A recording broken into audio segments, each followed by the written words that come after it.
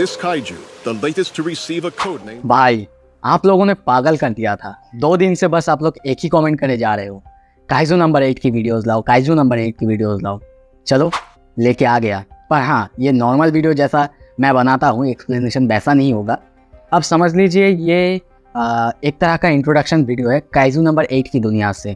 और हाँ ये मैं क्यों बना रहा हूँ, एक्सप्लेनेशन क्यों नहीं कर रहा हूँ, अगर आपके दिमाग में आ रहा है तो ये इसीलिए क्योंकि वो अभी आ रहा है, नया एनीमे है। अगर मैं पहले से ही एक्सप्लेन कर दूंगा तो हो सकता है मेरे चैनल में कॉपीराइट इशू आ जाए, जैसे कि डिमन स्लेयर सीजन 4 के साथ हुआ है मेरे साथ। एनीमे को आ जाने दो, उसके बाद मैं एक्सप्लेनेशन लाऊंगा। पर हाँ उसके लिए आपको क्या करना होगा, आपको करना होगा कॉमेंट।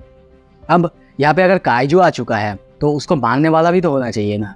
यहाँ पे ही आता है हमारा जापान का डिफेंस फोर्स।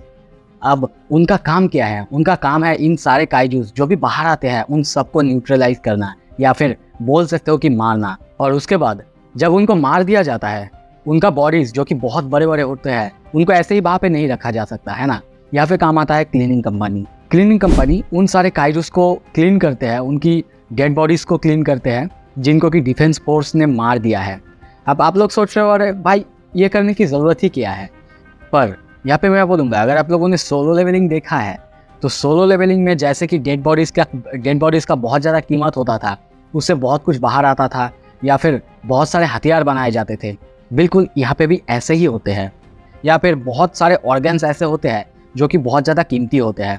और यहाँ पे इसी क्लीनिंग कंपनी में काम करता है हमारा मेन हीरो या फिर हमारा MC, जिसका नाम है काप्का हिविनो।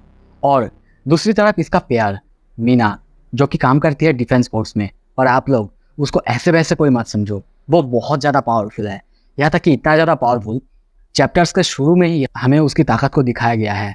जब एक बहुत बड़ी सी काइजू आके काप्का और उसके एक साथी पर हमला करता है, तब वो आके कुछ ही सेकंड्स के अंदर उस काइजू को एक ही बार में न्यूट्रलाइज कर देती है। मीना वही है काप्का का प्यार। अब ऐसे प्यार तो उससे मैं भी करता हूँ। ओके भटकते नहीं, टॉपिक पे आते हैं। अब आप लोग सोच रहे हो कि भाई अगर वो उसका प्यार है तो वो डिफेंस फोर्स में है और ये क्लीनिंग कंपनी में काम करता है, प्यार कैसे हो सकता है इन दोनों। तो यहाँ पे आता है उनका पास्ट में वो लोग बहुत अच्छे दोस्त थे, एक साथ रहा करते थे और दोनों एक दूसरे से प्रॉमिस करा था कि जब बड़े हो जाएंगे तब दोनों मिलके डिफेंस फोर्स ज्वाइन करेंगे और काइजूस को मारेंगे। पर यहाँ पे हमारा काप्का बहुत ज़्यादा अनलकी साबित हुआ, उसका लक उसका साथ नहीं दिया था। क्योंकि जब मीना बड़ी हुई वो तो बहुत ज़्यादा ताकतवर निकली, पर काप्का के पास बिल्कुल ताकत नहीं था, वो बहुत ज़्यादा कमज़ोर था। यहाँ तक कि इतना ज़्यादा कमज़ोर था कि वो पहला जो पड़ाव होता है उसको भी कंप्लीट नहीं कर पाया था, उसमें भी फेल हो चुका था। पर हाँ आप लोग अभी सोच रहे होंगे भाई ये अगर मेन कैरेक्टर है इतना कमज़ोर कैसे हो सकता है, किस काम का है फिर। इसको कमज़ोर मत समझो, ये अपने काम में बहुत ज़्यादा माहिर है। इतना ज़्यादा कि इसके सामने अगर कोई भी काइजू आता है वो उसे देख के ही बोल सकता है उसको मतलब कैसे उसे खोलना है, तोड़ना मरोड़ना है। इतना ज़्यादा माहिर है अपने काम में। यहाँ तक कि क्लीनिंग कंपनी में उसको सबसे ज़्यादा मुश्किल काम दिया जाता है। जैसे कि पहले ही चैप्टर में हमें दिखाया गया है का जो सीनियर है वो उसको काइजू के इंटेस्टाइन के अंदर भेज देता है वहाँ पे काम करने के लिए। यहीं पे हमारा दूसरा और एक कैरेक्टर आता है जिसका नाम था रेनो इचिकावा। अब ये बंदा थोड़ा सा अजीब बोल सकते हो या फिर बोल सकते हो थोड़ा सा प्रोफेशनल है।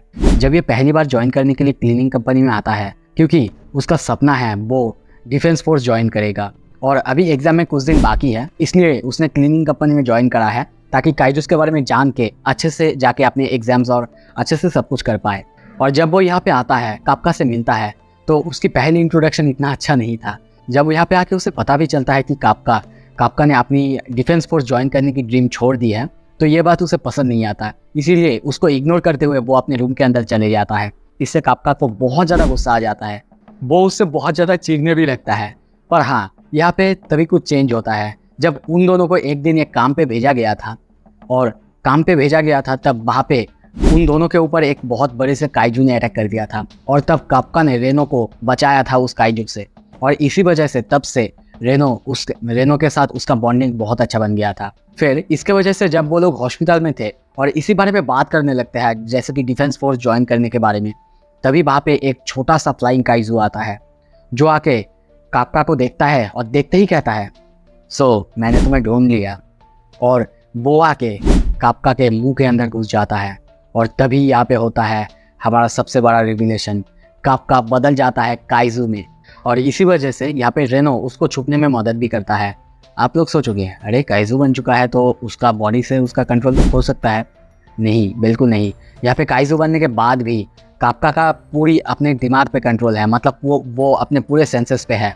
और हाँ, वो अब जब काइजू बन चुका है तो उसके साथ विरासत में उसे बहुत कुछ मिल चुका है, जैसे कि सुपर ह्यूमन स्ट्रेंथ, मतलब बहुत ज़्यादा ताकत उसको मिल चुका है। और सिर्फ इतना ही नहीं, धीरे धीरे मांगा में आगे जाके हम देखते हैं उसके पास और भी बहुत सारे ताकत है।